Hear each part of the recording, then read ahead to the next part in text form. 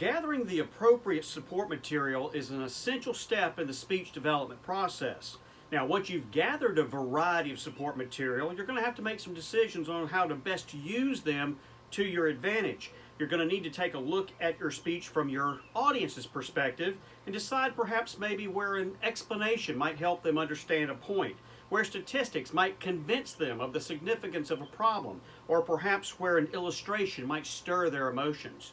What we're going to talk about today are the different types of support material and then present some guidelines for using them effectively.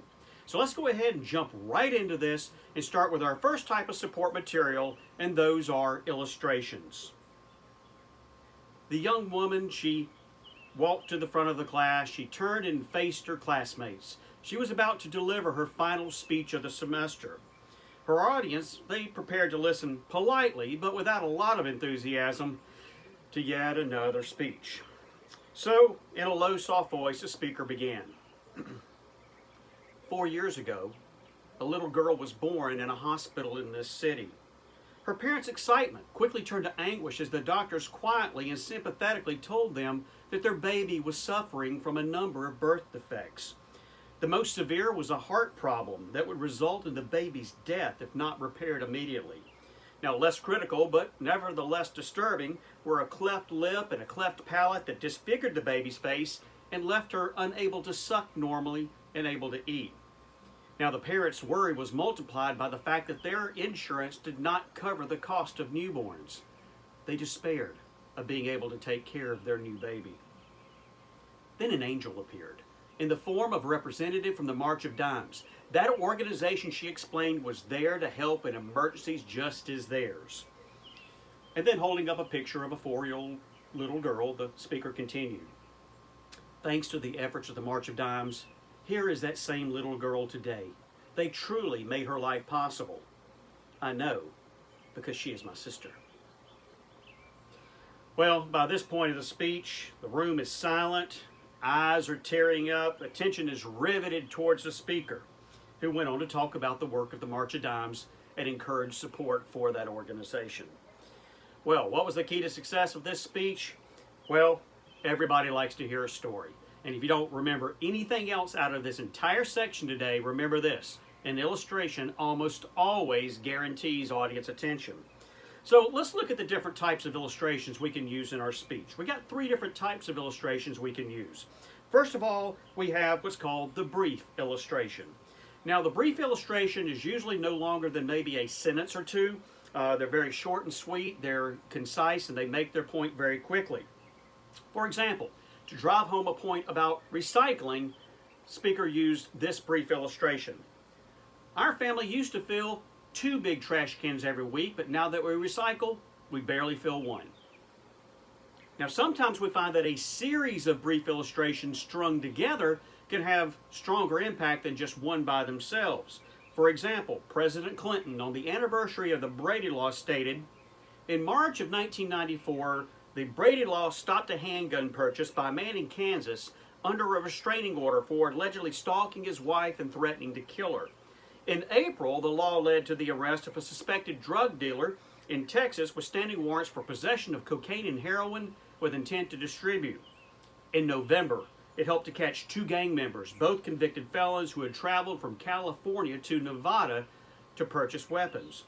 So what we see is that the impact of these series of 3 brief illustrations together are stronger than just one by themselves. One standalone could be dismissed as atypical, not something I should worry about. But if you're able to show example after example after example, it compounds and it gets stronger. Now, the second type of illustration we might use is called the extended illustration. Now, these are longer and more detailed than the brief illustration. The example at the beginning of this about the March of Dimes was an extended illustration. These usually resemble a story. They're more vividly descriptive. They usually have a plot. Now, the third type of illustration we have is the hypothetical illustration. Now, these could be brief or extended, but they're different from the other 2 in the fact that they never really happened. Rather, it's a scenario you've created in order to support your point rather than a real story that actually took place. And we find that a believable hypothetical illustration could support your point better than a real one, because you can very carefully craft it and tailor it to exactly make your point. Imagine yourself exploring the deep, undiscovered regions of the Amazon jungle. It's hot, it's wet, you're tired. You've been there for some time now, and you trampled through the thick vegetation, and you come across an animal you've never seen before. Now, I would say most of us have probably not been in the Amazon jungle, but through the use of a hypothetical illustration, you can pick your audience up and you can take them there. Now, we clearly notice the word imagine with the hypothetical. It's not your goal to trick us or fool us into the fact that it really happened. We should know from the very beginning that it is a scenario that you've created in doing that. And one other thing about the hypothetical that people do, and I'm not sure why they do it, but don't. A lot of times they start the hypothetical illustration with close your eyes, if you will, and imagine. Well, a lot of the emotional meaning of a message is communicated non-verbally. Eye contact, facial expressions. If you have us sitting there with our eyes closed and you're trying to stir our emotions with a story, we're losing some of that communication. So if you're vivid enough and descriptive enough, we're going to be able to imagine whatever you describe. So then, how do we use illustrations effectively? Well, number one, make sure your illustration is directly relevant to the point that you want to make. So in other words, don't just come up with some far-fetched story that doesn't really have anything to do with the point you want to make. Make sure it's relevant. Make sure it represents a trend. You want us all to be able to relate to it in regards to the story. Clearly make your illustrations vivid and specific. If you've chosen to tell a story, you've got to give it enough detail so it will come alive in the minds of your audience. You want us to be able to mentally see and all the colors and the places and the things that you're talking about in that story.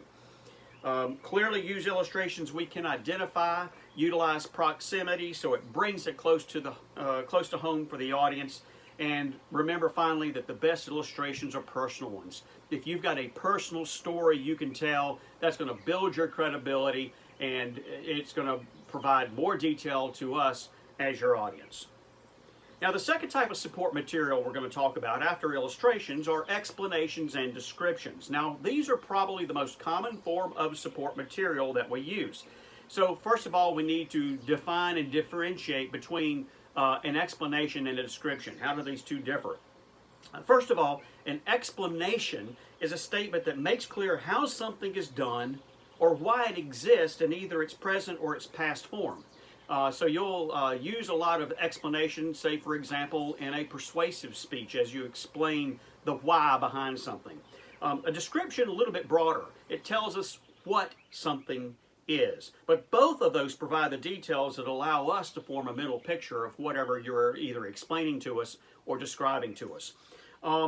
So when we describe something, we want to create word pictures. And that's where we mentally appeal to the senses. So that as you describe your grandmother's chocolate chip cookie recipe, we mentally can see, hear, smell, taste those chocolate chip cookies.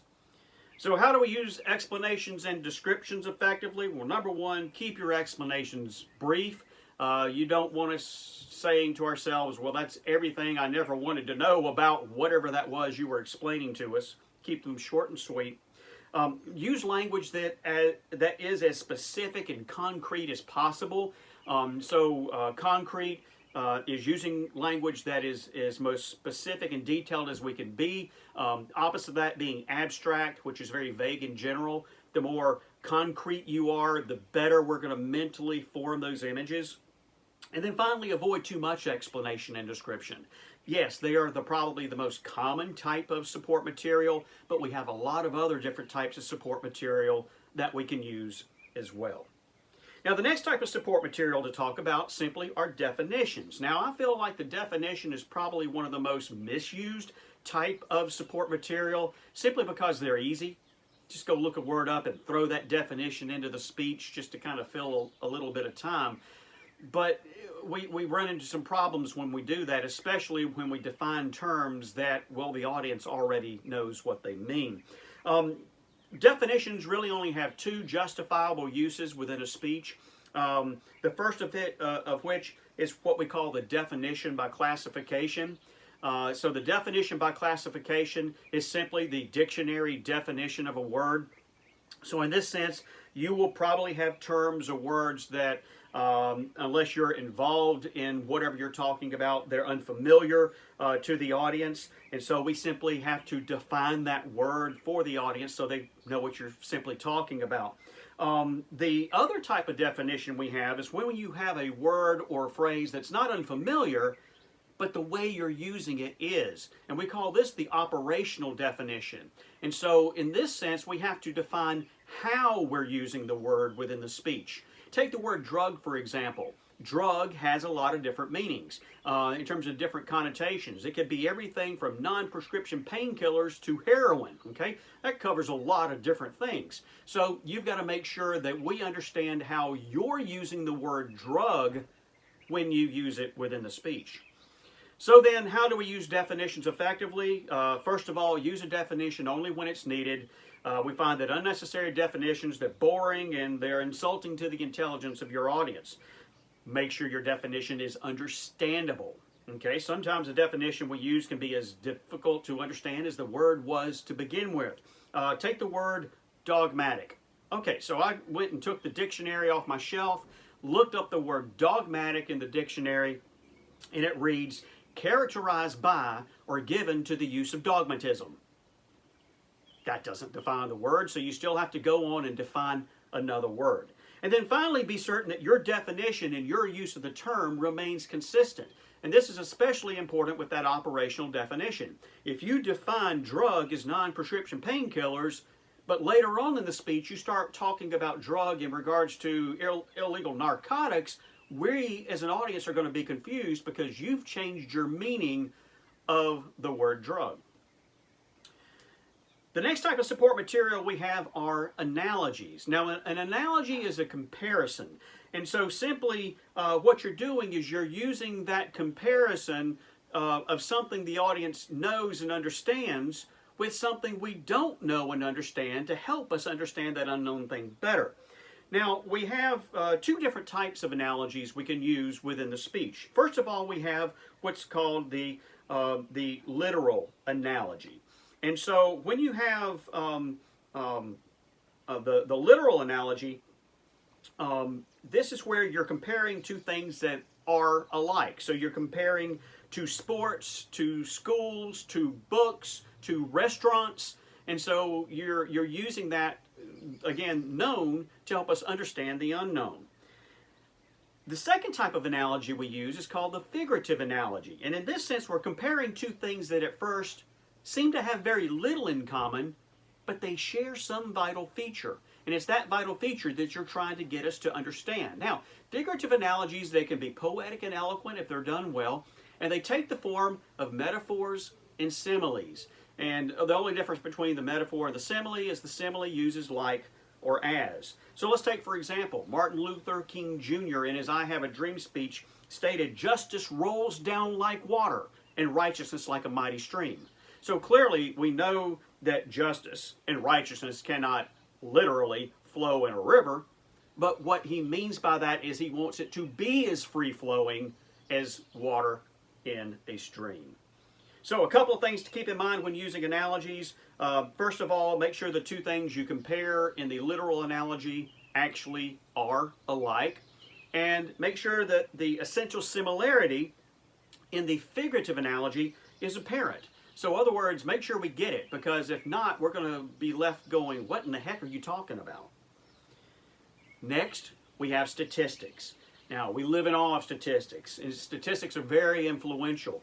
Perhaps nowhere is our respect for statistics so evident, maybe so exploited as it is in advertising. They say 4 out of 5 doctors surveyed, and so therefore we utilize that particular, medicine, or 4 out of 5 dentists recommend. So therefore, we see how influential statistics can be. A statistic that represents hundreds of thousands of individuals can certainly be greater than just one single example by itself. So here's some things we need to consider when using statistics effectively. First of all, use reliable sources. Your goal is to cite reputable, authoritative, unbiased sources of information. A couple of good examples that can be found online for statistical data include the World Almanac and the Statistical Abstract of the United States. Both of those have thousands of pieces of statistical data that you might find useful in supporting your point. Next, make sure you interpret your statistics accurately. People are swayed by statistics, sometimes even if they're wrong. And that simply is an ethical responsibility that you have as a speaker to make sure you understand what the numbers represent and then in turn represent it correctly to us. And then finally, make your statistics understandable and memorable. And so in that sense, nothing can bring a speech to a grinding halt quicker than a bunch of numbers. They're not that exciting, but there are some things we can do to make our statistics a little bit more interesting. First of all, we can do what's called compact the statistic. And this is where we express it in terms that are more meaningful to the audience. Let's take the numerical value $1 trillion, for example. Okay, we all know that $1 trillion is a lot of money. However, can any of us actually comprehend how much $1 trillion really is? Well, let me use a compacted statistic, or actually several, to kind of show you what I mean to help you understand how much $1 trillion really is. Let's say, for example, you just won the $1 trillion national lottery, and it's tax-free. You're going to get all $1 trillion. So you got different options in terms of how to take your winnings. So you consider first maybe the monthly payout. Okay, let's take the monthly payout. Well, if you take the monthly payout on your $1 trillion winning, you're going to get $6.2 billion a month. Well, maybe you say, I can't spread it out that much. You take the daily payout. Well, if you take the daily payout, you're going to get $1 million a day for 3,000 years. Maybe you can't wait. You want your money now. And so in this sense, you take it all. You take it all in $1 bills. And then you go buy a bunch of glue and you glue all those $1 bills together end to end. And you put them on a big roll like a toilet paper roll. You attach them to the back of the Concorde supersonic jet and it flies off at the speed of sound, and it's going to take roughly 4 years to completely unroll. $1 trillion is a lot of money. We can also make our statistics more memorable by doing what we call exploding them, and this is where we add or multiply related numbers. Gary Trudeau, cartoonist Gary Trudeau, once wrote, "Now the average comic strip only takes 10 seconds to read, but if you read every strip published in the Washington Post, it takes, as the President of the United States claims to, at that time he's talking about Ronald Reagan, he said it takes roughly 8 minutes a day. So a quick calculation reveals that the leader of the free world has spent a total of 11 days, 3 hours, and 40 minutes of his presidency reading the comics." We also can compare statistics with others to heighten their impact. The number standalone by itself may not have that much meaning for your audience, but if you compare it to another one, it might have more meaning and impact to your audience. Let's say, for example, if I'm doing a fundraiser and I tell my audience that our administrative and fundraising cost is 10%. So in other words, 10 cents out of every dollar you give goes to printing costs and salaries and things like that. Some audience members that potentially might donate might say, hey, 10%, that sounds pretty efficient. Others might go, wow, that's so high, I'm not giving you any of my money.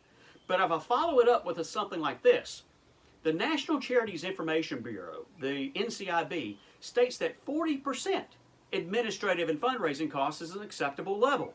Well, I just made my 10% look a whole lot better by comparing it to another statistic. So a couple of other things we can do with our statistics. We can round them off where appropriate. If you don't have to tell the audience $1,998,228.68, you could get away with just saying nearly $2 million. And then finally, utilize visual aids with your statistical data. You could cite some percentages, but if you utilize a nice colorful pie graph along with that statistics, that image is going to burn in the minds of the audience, and we're visually going to understand it better. Now, the last type of support material to talk about today are opinions. And we have two types of opinions that you might use. First of all, we have expert testimony. And this is simply where you go out and you find somebody who is considered an expert in the field, and you utilize their expertise within your speech to give additional weight and credibility.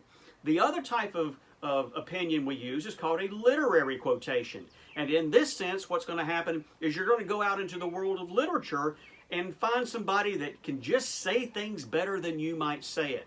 Let's say, for example, you're reading Tom Sawyer from Mark Twain, and in there's a passage where Tom and Huck are on the raft going down the Mississippi River talking about what it means to be friends.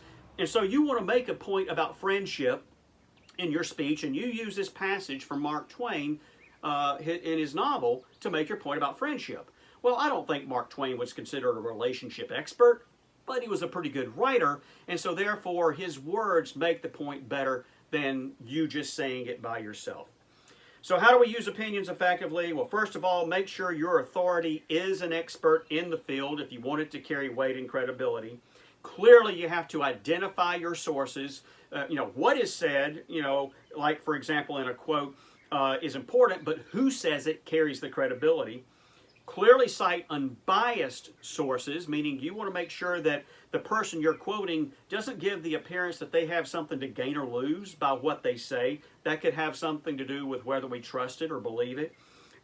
The opinion you cite should be representative of prevailing opinion, meaning if you're citing an expert in the field, the majority of experts in this field would probably say the same thing. Quote your sources accurately. You want to make sure that you don't change the meaning of what they say. And then finally, use literary quotations sparingly. Now, the last thing we have to do when we think about our support material is how to best use it. We've got a lot of things we want to use in the speech, but now we've got to evaluate. Here's a very quick list of kind of one-word guidelines to put into practice with your support material. First of all, look at its recency. Is it current? Is it up to date? Secondly, look at its significance, meaning is it impactful enough where it's going to have meaning to us as an audience member? Proximity amongst your support material is going to bring it closer to home for the audience and create a better tie to the audience. Concreteness, meaning the more detailed and specific it is, the better it's going to create images in the minds of your audience. Clearly utilizing a variety of support material is going to be more effective in holding and gaining our audience's attention. Humor can be effective if it's funny and if it's appropriate within your support material. And then finally, we need to look at its suitability, meaning is it appropriate for the audience? Is it appropriate for the topic? Is it appropriate for the environment? So support material is going to help your audience understand things better as you develop your speech.